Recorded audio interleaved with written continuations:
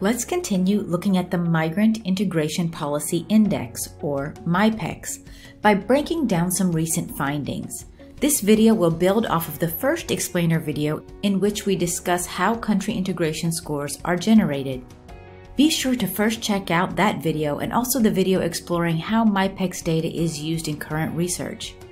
As always, I hope you'll hit that subscribe button if you haven't already and turn on the notification to stay up to date on the channel's weekly videos. Now let's dive in. The most recent MIPEX key findings look at more than individual country scores. Instead, MIPEX researchers identify 3 dimensions that help describe a country's approach to integration. So what are the 3 dimensions? First is basic rights. That is when immigrants enjoy comparable rights as nationals. This could include, for example, equal rights to work, training, health, and non-discrimination. Next is equal opportunities. That assesses the question, can immigrants receive support to enjoy comparable opportunities as nationals? This can be measured by observing targeted support in education, health, and political participation, for example. Finally, we have the secure future dimension. This refers to whether immigrants can settle long-term and feel secure about their future in the country. Here, security can be provided via programs for family reunification, permanent residence, and access to nationality. Within each of these 3 dimensions, countries are issued a score on a scale of favorable to unfavorable.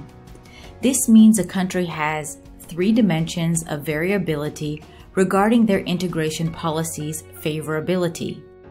This information is used to categorize the 56 MIPEX countries' integration approaches in one of 4 approaches. These approaches are from most integrative to least integrative approaches, comprehensive integration, equality on paper, temporary integration, and immigration without integration, also referred to as integration denied. The last approach is perhaps the most straightforward. This type of approach is characteristic of countries where immigrants are denied basic rights and equal opportunities, even if they are able to settle long-term in the country, which is often the case only for specific, more privileged groups of migrants, like the highly skilled. Here you can think of a situation where an immigrant is allowed to remain for a long period of time, but is afforded practically no other rights or opportunities. With temporary integration approaches, however, the clearly absent policy aspect is an easily obtainable right to settle long-term, even if all other rights and opportunities are provided. That means that the integration policies are favorable with the exception of the ability to settle long-term. Moving on, the second most favorable is equality on paper, which means that immigrants enjoy equal rights and long-term security, but not equal opportunities. And finally, we have the most favorable integration, with countries in the comprehensive integration group, which score favorably in all 3 dimensions. Now, let's go one step further. These 4 approaches can be broken down into the 10 groups you see here. In other words, countries with the same approach to integration may have more or less developed policies. Therefore, countries are categorized under 10 different groups that reflect their overall approach to integration and their level of policy development. Finally, these groups are ranked according to the average MIPEX 2020 score of the countries within each group. The full list of these countries in each group can be found on the MIPEX website under Key Findings. But let's take the opportunity to look at a color-coded map of the 56 countries and their group assignments. Here we see a map labeling countries by their integration approach. What's interesting to point out is the comparatively high level of variation between integration approaches in the EU region and its neighboring countries. Conversely, the Asia-Pacific region's MIPEX countries almost unanimously tend toward immigration without integration approaches.